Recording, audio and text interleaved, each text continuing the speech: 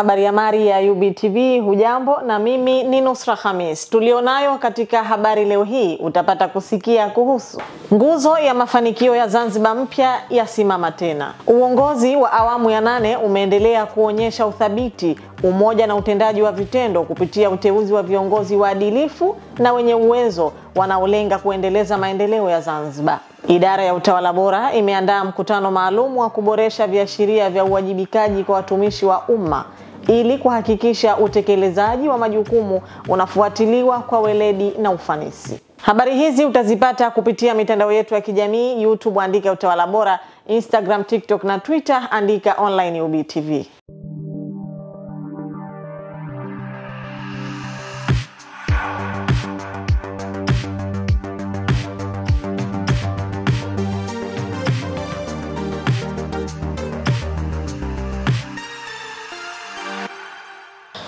Wananchi wa Zanzibar wameelezea furaha yao na imani thabiti kufuatia kurejea kwa Dr. Hussein Ali Mwinyi katika kipindi chake cha pili cha uongozi akiwa ni rais wa Zanzibar na mwenyekiti wa Baraza la Mapinduzi.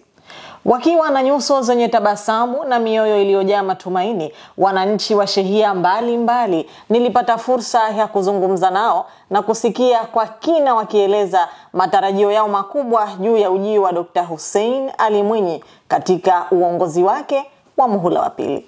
Ungana nami katika taarifa hiyo. Na kwa kuzingatia mfumo wa uchaguzi unaotumika katika kumpata mshindi wa kiti cha urais wa Zanzibar, natamka na kumtangaza rasmi Mheshimiwa Dr. Hussein Ali Mwinyi kwamba amechaguliwa kihalali na wananchi wa Zanzibar kuwa rais wa Zanzibar na mwenyekiti wa Baraza la Mapinduzi. Mwanga wa matumaini umeangaza tena visiwa vya Zanzibar. Tarehe 29 Oktoba, wananchi wa Zanzibar walijitokeza kwa wingi kushiriki katika uchaguzi mkuu ulioamua mustakabali wa visiwa hivi vya historia na amani. Katika matokeo yaliyotangazwa rasmi na Tume ya Uchaguzi ya Zanzibar, Dr. Hussein Ali Mwinyi ametangazwa mshindi na hivyo kuendelea kuiongoza Serikali ya Mapinduzi ya Zanzibar kwa muhula wa pili, ikiwa ni kipindi cha awamu ya 8 ya uongozi wa visiwa hivi. Ushindi huu umepokelewa kwa furaha na matumaini mapya miongoni mwa wananchi, viongozi wa kisiasa pamoja na wadau wa maendeleo, wakielezea imani yao kuwa uongozi wa Dr. Mwinyi utaendelea kuleta mageuzi chanya katika sekta mbalimbali za kijamii na kiuchumi. Nimepokea kwa furaha kurudi kwa Dr. Mwinyi kwa mara ya pili katika awamu hii ya 8. Kuna mengi mazuri ambayo ametufanyia. Sisi kama wananchi tumeyafurahia kiujumla. Nina imani baada ya miaka 5 alotuongoza mwanzo, miaka 5 itakuwa mizuri zaidi kuliko hata iliyopita. Kusema kweli, ujio wa Dr. Hussein Ali Mwinyi tumefurahi sana. Kwanza katuletea maendeleo na tuna imani kubwa atatufanyia kuliko hayo. Tunamwombea dua Mwenyezi Mungu amjalie, ampe maisha mazuri yenye kheri na baraka, yenye mafanikio, ili na sisi tupate amani katika nchi yetu. Tunashukuru kwanza kurudi kwa rais wetu kwenye madaraka.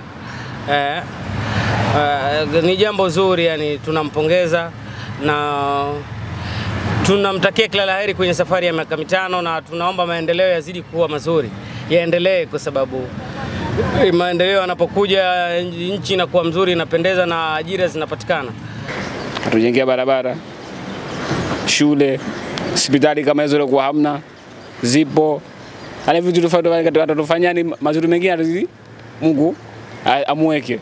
Dr. Mwinyi ambaye pia ni mwenyekiti wa Baraza la Mapinduzi amewashukuru wananchi wa Zanzibar kwa imani walioonyesha kwake, huku akiahidi kuendeleza sera za maendeleo, uwajibikaji na umoja wa kitaifa.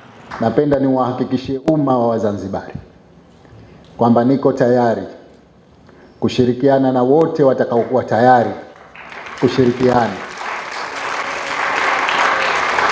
katika kuijenga nchi yetu ili kuwaletea wananchi maendeleo wanayoyatarajia. Katika miaka 5 iliyopita, serikali ya awamu ya 8 ilijikita katika mageuzi ya kiuchumi, miradi ya miundombinu, huduma za kijamii na kuvutia wawekezaji wapya visiwani. Wananchi wengi wanauchukua ushindi huu kuwa ni ishara ya kuendelezwa kwa mafanikio makubwa yanayoijenga Zanzibar kuwa ya kisasa kabisa. Tumepata vitu vingi, mabadiliko haraka katika sekta ya afya. Kuna vitu tulikuwa tuna ndoto tutapata lini na tulistruggle kwa muda mrefu. Kuja yeye kama upepo vimekwenda tumepatikana. Kwa mfano tulitaka tupate kurugenzi ya uguzi. Na tulianza muda mrefu lakini ilikuwa kama inagonga mwamba, lakini alhamdulillah ilipokuja na muono wake na umuhimu wake tumepata kurugenzi ya uguzi. Tulikuwa tunaona hospitali haitoshi, kwa muono wake tumepata hospitali za wilaya. Kwa kweli ni mambo mengi kayafanya. Katika umri wangu mimi kwa kweli viongozi wote waliopita, yeye ni ambaye amefanya mengi zaidi. Kwa sababu sisi hapa mimi nimehamia katika mtaa huu mwaka 1974. Tope tupu ilikuwa hapa, kama alivyokuwa anazungumza mwenyewe kwamba ikifika time labda tunatiliwa kifusi, baada ya muda kinaondoka. Lakini tulikuwa tunaambiwa tu kwamba katika yale ambayo ameahidi kutakuwa na njia mpaka vichoroni mpaka nikasema haya mengine yanaweza kuwa miongoni mwa yale ambayo mtu anazungumza, lakini kwa muda huo yote yanazungumzwa maskuli, hospitali, hayo. Lakini nimeona. Tunamshukuru Rais Mwinyi kwa awamu yake ya 8 kwa kutuletea maendeleo mbalimbali. Tunamshukuru Mungu. Tuna imani na yeye kwa miaka hii iliyobakia tumalizie yale aliyotuahidi. Matarajio makubwa kwa Dr. Mwinyi, kwanza ni kuweza kumsapoti. La pili ni kumtakia amani yeye mwenyewe pamoja na familia yake, na kumtakia neema nyingi kwa Mwenyezi Mungu ili kuweza kumpatia wepesi na kufanya mengi ambayo anahitajika. Ametengeneza mambo mbalimbali sana kama mahospitali, shule, amesaidia kama alivyofanya mambo yaliyopita zamani. Kwa sasa pia anaweza, kwa sababu ameshachaguliwa kuwa rais tena kwa awamu nyingine miaka 5, anaweza pia akatuendeleza mambo mbalimbali. Macho ya Wazanzibari sasa yameelekezwa mbele katika safari ya amani, umoja na maendeleo. Dr. Hussein Ali Mwinyi amepata tena ridhaa ya kuwatumikia wananchi, lakini jukumu la kujenga Zanzibar yenye neema ni la wote. Ni ushindi unaoweka alama ya imani, utulivu na matumaini mapya kwa Zanzibar yenye historia kubwa ya ukarimu katika uwanda wa Afrika Mashariki. Nikiripoti katika shehia ya kwa wazee mtawa kwa Mbarawa, Nusra Khamis, UBTV. Furaha ya Wazanzibari hiyo kuonesha kurudi kwa kiongozi wao pendwa kabisa. Katika upepo mpya wa matumaini unaovuma visiwani Zanzibar, uongozi wa awamu ya 8 chini ya Mheshimiwa Rais wa Zanzibar na mwenyekiti wa Baraza la Mapinduzi umeendelea kuonesha dira ya uthabiti, umoja na utendaji wa kivitendo. Dira hii imejidhihirisha kwa namna ya pekee kupitia uteuzi wa viongozi wanaoaminika, wenye uadilifu na uwezo wa kulitumikia taifa kwa moyo wa dhati. Khadija Yahya Hussein anaeleza zaidi. Kwa mujibu wa katiba ya Zanzibar, baada ya kuteuliwa na kuapishwa rais wa Zanzibar, rais ana wajibu wa kumteua mwanasheria mkuu wa serikali, mtaalamu wa sheria anayetoa ushauri wa kisheria kwa serikali na kusimamia masuala yote yanayohusu haki na sheria. Hivyo uteuzi huu wa mara ya pili ni sehemu ya utekelezaji wa wajibu wa kikatiba na pia ni ishara ya mwendelezo wa mafanikio katika uongozi wa sheria na utawala bora nchini. Mimi Mwinyi Talib Haji naapa kwamba nitakuwa mwaminifu kwa Zanzibar na kuitumikia kwa moyo wangu wote, na kwamba nitaihifadhi, nitailinda, nitaitii na kuitetea katiba ya Zanzibar na katiba ya Jamhuri ya Muungano wa Tanzania pamoja na watu wake wote kwa mujibu wa sheria iliyowekwa, na kuomba Mwenyezi Mungu unisaidie. Katika uteuzi ulioibua hisia za pongezi na matumaini mapya ni ule wa Mheshimiwa Mwanasheria Mkuu wa Zanzibar ambaye ameteuliwa kwa mara ya pili kushika wadhifa huo muhimu. Uteuzi huu ni alama ya amani, kielelezo cha uadilifu na uthibitisho wa uwezo wa kiongozi huyu katika kulinda misingi ya sheria, haki na utawala bora. Napenda nichukue nafasi hii kumshukuru Rais wa Zanzibar na mwenyekiti wa Baraza la Mapinduzi Dr. Hussein Ali Mwinyi kwa kuniteua tena kwa mara nyingine kwa kipindi cha pili kuwa mwanasheria mkuu wa Zanzibar. Kumwahidi Mheshimiwa Rais Dr. Hussein Ali Mwinyi na kwamba nitatumia jitihada zangu zote, uzoefu wangu nilionao, kuhakikisha kwamba natekeleza vyema majukumu ya afisi ya mwanasheria mkuu na nikuyasimamia of course majukumu yote ya afisi ya mwanasheria mkuu, kama ambavyo baadhi tunavyoyatambua: usimamizi wa kesi za madai ambazo serikali imekuwa sehemu ya madai hayo, lakini pia usimamizi wa mikataba, lakini uandishi wa sheria na mapitio ya sheria. Na afisi ya mwanasheria mkuu ndio ambao washauri wakuu wa sheria wa Zanzibar. Tutahakikisha kwamba tunasimamia maeneo hayo ili kuendana na kasi ya maendeleo umeianza kwa miaka 5 iliyopita, ili miaka 5 hii iwe na tija zaidi. Katika kuadhimisha hatua hii, ofisi ya mwanasheria mkuu wa Zanzibar imeandaa hafla maalum ya kumpongeza kiongozi huyo pamoja na mfanyakazi mwingine wa ofisi hiyo ambaye amechaguliwa kuwa mwakilishi wa jimbo la Malindi. Hafla hii si tu tukio la furaha, bali ni ishara ya kuthamini jitihada za watumishi wa umma wanaolipa taifa heshima kwa bidii na uadilifu. Nimshukuru Mwenyezi Mungu kwa leo hii kupata kiapo cha nafasi hii na kwenda kutekeleza majukumu yale tuliyoahidi kwa wananchi wa Malindi. Kabla ya hapo niliwahi kuwa mfanyakazi katika afisi hii ya mwanasheria mkuu wa Zanzibar, na leo hii nimejumuika pamoja na waliokuwa wafanyakazi wenzangu katika jambo zima la kumpongeza Dr. Mwinyi Haji Talib kwa kuteuliwa tena na Rais wa Zanzibar. Ufanisi wa mwanasheria mkuu katika kipindi kilichopita umeacha alama isiyofutika katika sekta ya sheria na utumishi wa umma.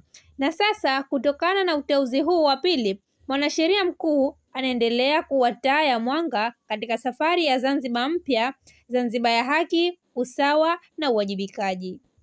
Ni wazi kwamba uamuzi huu umepokewa kwa mwamko mkubwa na wafanyakazi wote wa ofisi ya mwanasheria mkuu, au niseme kwa furaha, kwa kuzingatia kwamba Dr. Mwinyi Talib Haji katika uongozi wake ofisi ya mwanasheria mkuu kwa kiasi kikubwa kwanza ameisaidia sana ofisi ya mwanasheria mkuu kwa kujenga umoja, mshikamano na mapenzi kwa wafanyakazi wa ofisi ya mwanasheria mkuu, kitu ambacho sasa kimewawezesha kama ofisi kulisaidia taifa hili la Zanzibar katika maendeleo yake. Ofisi ya mwanasheria mkuu ina faraja sana. Ofisi ya mwanasheria mkuu ina faraja sana na iko tayari kufanya kazi na IG kwa mujibu wa katiba ya Zanzibar.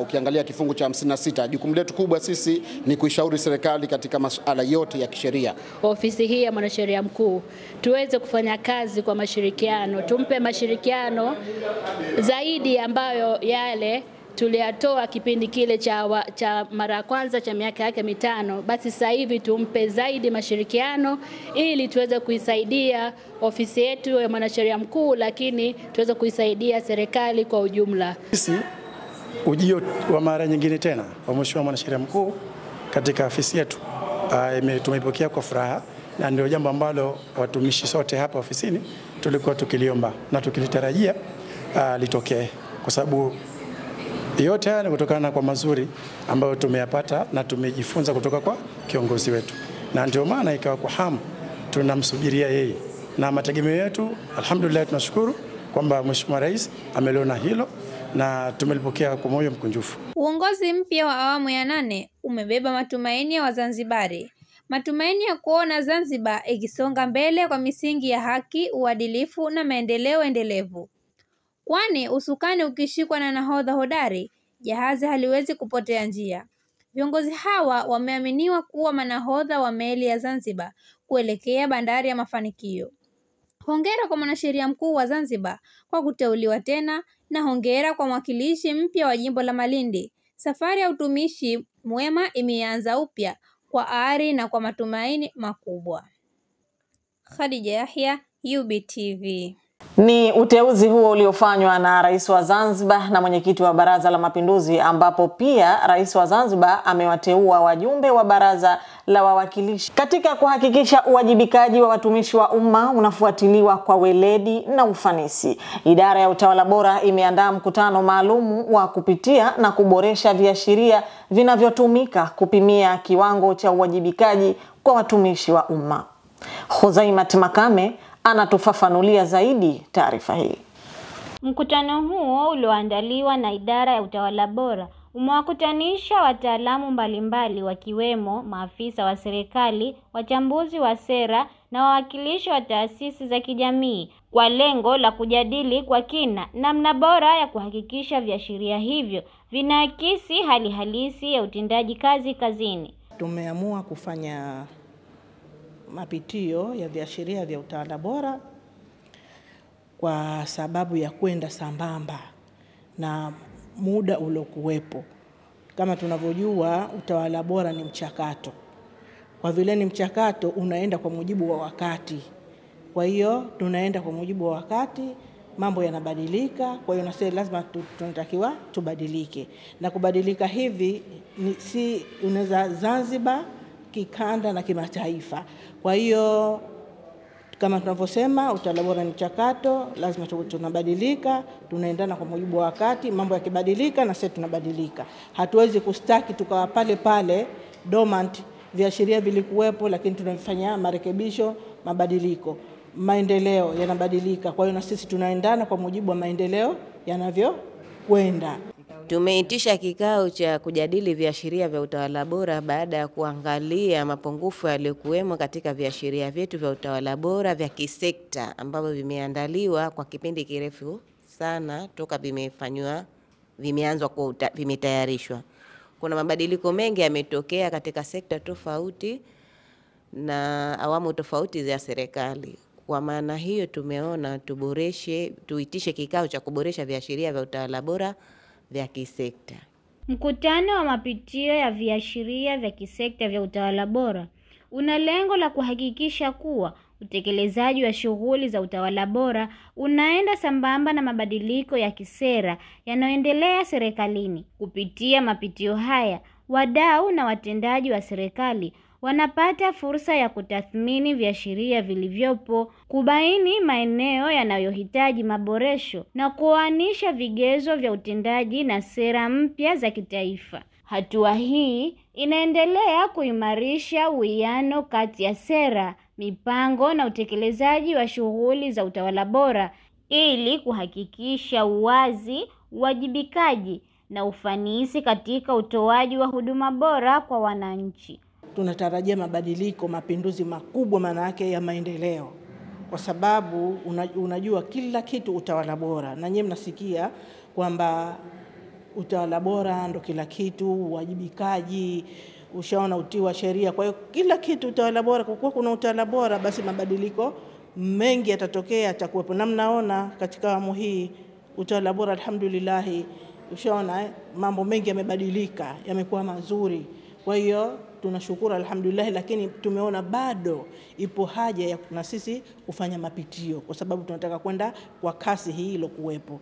Kwa hiyo tumeona ni vizuri kufanya mapitio ya kisekta kwa sababu viashiria vya utawala bora viko vya kitaifa na vya kisekta. Kwa hiyo tumeona mwanzo tuanze vya kisekta, baadaye tutakuja kuvibadilisha, kuviboresha au kuvimarisha vya kitaifa. Aidha, mkutano huo pia unatoa fursa kwa washiriki kubadilishana uzoefu na kujifunza mbinu bora za ukusanyaji wa takwimu na taarifa za utekelezaji zitakazosaidia katika uandaaji wa sera, mipango na ripoti za maendeleo ya kitaifa.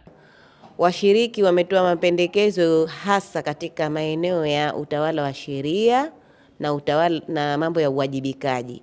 Katika utawala wa sheria kuna mambo hayo ya mahakama, mambo ya upatikanaji wa haki na mambo mengine ambayo wakuzingatia maboresho yaliyofanyika na serikali.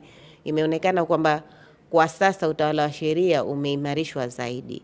Vile vile katika uwajibikaji kuna mambo ambayo yalizungumzwa, masuala ya uwajibikaji yakiwemo uwajibikaji katika utoaji wa huduma na malalamiko ya namna kufanya kazi katika haya malalamiko ya wananchi na malalamiko ya wafanyakazi. Kuna katika viashiria vilikuwa vina mapungufu zaidi katika mambo ya utoaji wa huduma na namna ya kuendelea malalamiko ya wafanyakazi na ya wananchi.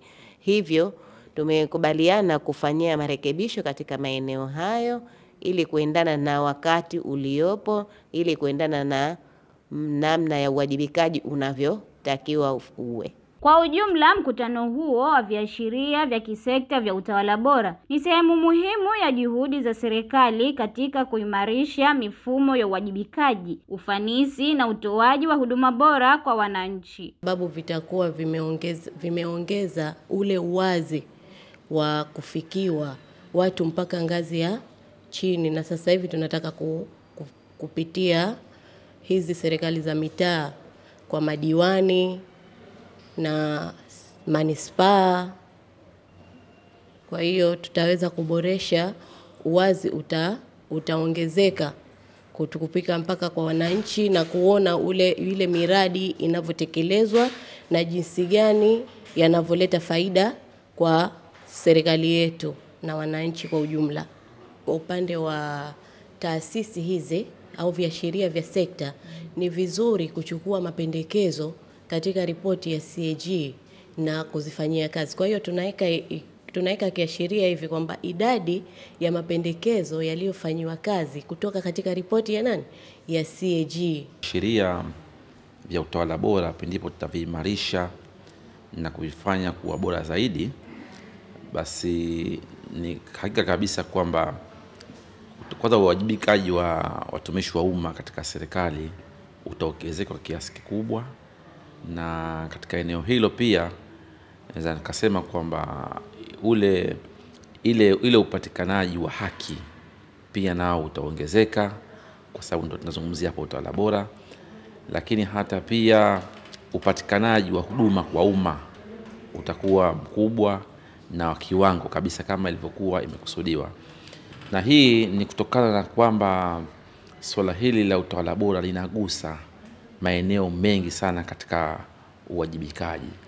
Bila kuwepo utawala bora au uwajibikaji, naweza kusema kwamba itakuwa hakuna utawala bora, kwa sababu watu wajibike. Wakishakuwajibika katika maeneo yao yote yale, hapo ndipo utawala bora utakapokuwa unapatikana. Idara ya utawala bora inaendelea kujidhatiti kuhakikisha kwamba dhana ya utawala bora inaimarika katika kazi zote za utumishi wa umma kwa lengo la kujenga taifa lenye haki, uwazi na maendeleo endelevu kwa manufaa ya wananchi wote. Huzaimat Makame, UBTV. Asante sana Huzaimat Makame, na habari hiyo imekamilisha habari ya Mari kwa leo na tuliokukusanyia katika habari ya Mari siku hii ya leo. Nguzo ya mafanikio ya Zanzibar mpya yasimama tena. Uongozi wa awamu ya 8 umeendelea kuonyesha uthabiti, umoja na utendaji wa vitendo kupitia uteuzi wa viongozi waadilifu na wenye uwezo wanaolenga kuendeleza maendeleo ya Zanzibar. Idara ya utawala bora imeandaa mkutano maalum wa kuboresha viashiria vya uwajibikaji kwa watumishi wa umma ili kuhakikisha utekelezaji wa majukumu unafuatiliwa kwa weledi na ufanisi. Habari hizi utazipata kupitia mitandao yetu ya kijamii: YouTube andika utawala bora, Instagram, TikTok na Twitter andika online UBTV. Kwa niaba ya crew nzima iliyofanikisha habari hizi, nyuma ya kamera Nasir Hassan, mwongozaji wangu ni Huzaimat Makame. Mimi ni Nusra Khamis, niwatakie majukumu mema. Kwaheri.